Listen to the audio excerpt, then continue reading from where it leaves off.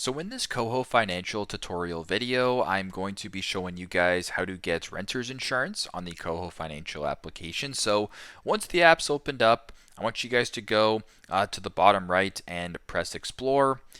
And then once you're here, there's a bunch of different options here. So there's Save, there's Earn, there's Build, there's Borrow, there's Invest, and right at the bottom here it says Lifestyle. And you want to look for the logo or the little icon that's the house. Then beneath that it says Tenant Insurance. Go ahead and select that.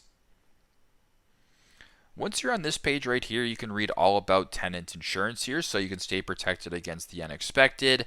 Province of residence, you can go ahead and select whatever province you live in. So if you live in British Columbia, you can select that. If you live in Manitoba, you can select that. If you live in New Brunswick, you can select that. Whatever the case may be, go ahead and do that. Then you can also scroll down a little bit, see some FAQs, and if all looks good, go to the bottom and press on Create Custom Quote. It'll then bring you to this screen right here where you can go ahead and just press either Quebec or rest of Canada, which I will do right now. I'll go ahead and press rest of Canada.